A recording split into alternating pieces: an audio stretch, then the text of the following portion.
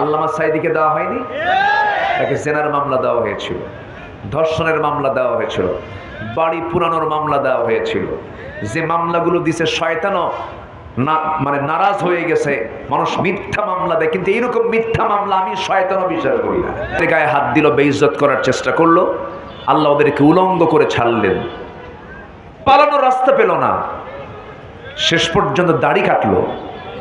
জানেন না আপনারা দাড়ি কাটছে? জানেন না? মুখের দাড়ি কাটছে, মাথার চুল ছিল সাদা, কালো বানাইছে, পাঞ্জাবি খুলে গেঞ্জি পরছে, পাজামা খুলে লুঙ্গি পরছে। তার সাধারণ কোনো ব্যক্তি না, প্রধানমন্ত্রীর একদম বাণিজ্যিক উপদেষ্টা, এদেশের ধনী ধনকুবের শীর্ষস্থানীয় ধনী একজন ব্যক্তি। সেই ব্যক্তিটা পালানোর সময় রাস্তা না পেয়ে আমাকে যেন কেউ না চেনে এই জন্য রসুলের সুন্নাহ দাড়ি কাটছে, মাথার চুল কালো বানাইছে, লুঙ্গি পরছে, গেঞ্জি পরে, আবার ভুল করে নৌকায় চড়ছে। আবার ভুল করে ভুলে চড়ছে। ভুল কি বারবার করে মানুষ? ধরা তো পড়বে, নৌকে না চললে কিন্তু ধরা পড়তো না। এই নৌকায় চড়তে যাই কাম সারছে। নৌকায় চড়ছে, নৌকার ভেড়ে না, নৌকার কুল পাচ্ছে না। শেষ পর্যন্ত কোস্টগার্ড ধরে ফেলছে, আইনমন্ত্রীকে আগে ধরছে। আইনমন্ত্রী আসল স্রোতই ছিল, মানে কেউ তো দাড়ি রাখছে, আবার কেউ দাড়ি কাটছে, বুঝলেন? মানে কি যে হয়েছে। আচ্ছা, তো আনিসুল হককে ধরে ফেলছে, ধরে ফেলে বলতেছে, স্যার আপনি কি চিনছি? কোনো সমস্যা নেই, একদম লা শাক্কা ফি, আপনি কি চিনছি, চলেন আমরা থানায় যাই। আইনমন্ত্রীকে, আমি কি একা আসছি নাকি? আমার একা নিয়ে যাবা? আমি তো একা আসি না, আমি জামাতের সাথে আসছি। কিসের সাথে আসছি?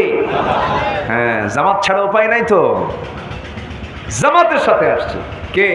কই যে বসে আছে, কে মাথার চুল কালো, লোকটাকে চেনা যায় না, মুখে দাড়ি নাই, ভালো করে দেখো ওটাই দরবেশ, কিন্তু ভান ধরে বসে আছে।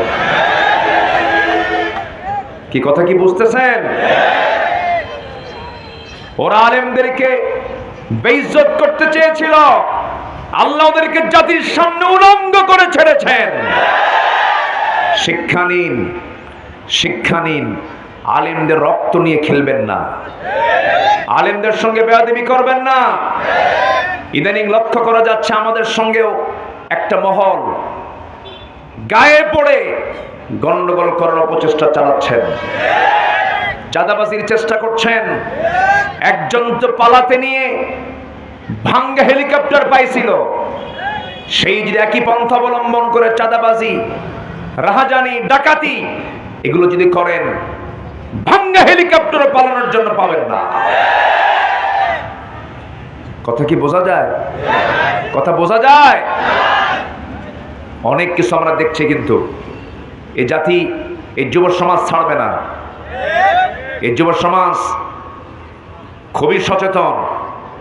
আমি তো ভাবছিলাম যুব সমাজ মনে হয় ধ্বংস হয়ে গেছে, কিন্তু 5 অগাস্ট যখন আমি পেয়েছি আমার চোখের সামনে যে যুব সমাজ ডিভাইস আক্রান্ত, মাদকাসক্ত, ওরাই তো করেছে এগুলো।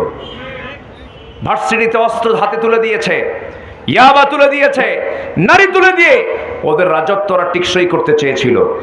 কিন্তু যুব সমাজ সতর্ক হয়ে গেছে, না এরা তো আমাদের জীবন ধ্বংস করে ফেলবে। ওই যুব সমাজগুলো ঘুরে দাঁড়ায়া রাজপথে লড়াই করেছে, বুকের তাজা প্রাণ ঢেলে দিয়েছে। অর্থাৎ যেই ইতিহাস পাল্টানোর জন্য যে জাতি রক্ত দিতে পারে, এই জাতি কোনোদিন পিছপা হতে পারে না। প্রয়োজনে রক্তের বন্যা বয়ে যাবে। আগামীর দিন হবে কোরআনের দিন, আগামীর সরকার হবে কোরআনের সরকার।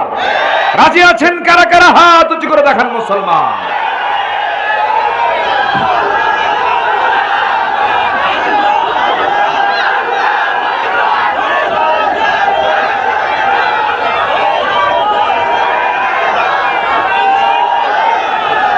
হাত নামান।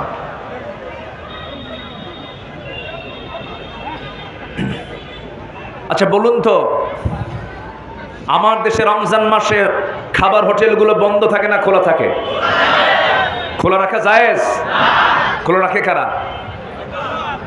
হিন্দু ভাইরা খোলা রাখে? কারা খোলা রাখে? হোটেলের সামনে লেখা থাকে ভিতরে পর্দার নিয়মে খাওয়ানো হয়। তাহলে ভিতরে পর্দার সহিত খাওয়ানো হয়।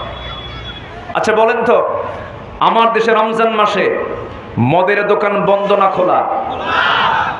বলেন খোলা। তাহলে আমার দেশে মুসলমান বেশি, অথচ আইনগুলো নাই। আমরা কি চাই না এই দেশে একটু ইসলামের আইনটা আসুক? সবাইকে চান? এটা যদি সত্য হয়, আমার বিশ্বাস আগামীর দিন হবে ইসলামের দিন। জোরে বলি ইনশাআল্লাহ। আমরা সব দেখা শেষ করে দিয়েছি, আমাদের দেখার কোনো কিছু বাদ নাই, সব দেখা শেষ। আমরা কোরআনকে দেখতে চাই সামনে। জোরে বলি ইনশাআল্লাহ। আপনারা একটা সন্তান পেয়েছেন, আপনার এলাকার একজন মা উপহার দিয়েছেন, মাওলানা রফিকুল ইসলাম খান। আপনি কি জানেন ওই লোকটার সম্মান কত? কত বড় জ্ঞানী মানুষ, যোগ্য নেতৃত্ব। এরকম রফিকুল ইসলাম খানের মতো যদি 300 জন ব্যক্তি যদি পার্লামেন্টে যায়, বাংলাদেশ হবে গোটা পৃথিবীর একটি অনন্য মডেল রাষ্ট্র। কিন্তু দুঃখ হলো কি জানেন, এই জাতির মধ্যে কিছু সমস্যা আছে। ভালো মানুষ নেতৃত্বে আসলে বলে, আপনি এখানে আসছেন কেন? আপনি এত ভালো মানুষ, আপনি এখানে আসছেন কেন? এরকম বলার লোক আছে না নাই? এই কথাগুলো বলবেন না।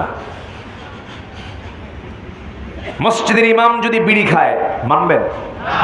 মানবেন? সমাজের ইমাম যদি বিড়ি খায়? সমাজের ইমামরা গাঁজা খেয়ে বসে আছে। মসজিদের ইমাম যদি দাড়ি ছোট করে, খালি কেসি মারে, দাড়ি কাটে, আর মহিলাদের দিকে ছায়া থাকে, নামাজ পড়বেন? কেন পড়বেন না? হ্যাঁ, ওই ছায়া আছে, এই জন্য আপনি ওনার নেতৃত্ব মানবেন না, নামাজ পড়বেন না। তাহলে ইমাম সাহেব যদি বিড়ি খায় মানবেন না, নারীর দিকে চেয়ে থাকে মানবেন না, আর সমাজের যারা নেতা ইমাম ওরা বিড়ি খাবে, গাঁজা খাবে, আর রাতের বেলা নারী সহ ধরা খাবে, তার নেতৃত্ব মানবেন কেন? এখানে কথা আছে না নাই? মাইন্ড সেট আপ দেই, আমাদের মাইন্ডের সমস্যা, আমরা মাইন্ড সেট আপ দিই। কোনো নেতা যখন আপনার কাছে আসবে, আপনি বলবেন আপনি কেন আসছেন? কি ভাই আমার একটু ভোট টোট দিয়েন, আমার একটু সাপোর্ট দিয়েন। বলবেন আপনি কি নামাজ পড়েন? ইন্টারভিউ নেবেন। কি নেবেন? বলেন কি নেবেন? আপনি কি নামাজ পড়েন? হ্যাঁ পড়ি। কয় ওয়াক্ত? 7 ওয়াক্ত। আছে না এরকম? আছে না? আছে। আপনার ঠোঁট এরকম কেন? আপনি কি খান? ঠোঁট কেন এরকম? আপনার মোষ কেন এত মোটা? রাসূল তো মোষওয়ালা ছিলেন না, রাসূল ছিলেন দাড়িওয়ালা, হাইব্রিড জাতের মোষ। এগুলো মানা যাবে না। মাথা ঝেড়ে ফেলে দিয়ে আমাদের দেশে যে সংকট চলছে এখন, সেই সংকট হলো নেতৃত্বের সংকট। আমরা আমাদের নেতৃত্বের সংকট দূর করতে চাই। মসজিদকে যেমন আমরা ফ্রেশ ইমাম দিয়ে চালাতে চাই, সমাজকে আমরা ফ্রেশ নেতা দিয়ে চালাতে চাই। আমরা এগিয়ে যাব বহুদূর। জোরে বলি ইনশাআল্লাহ।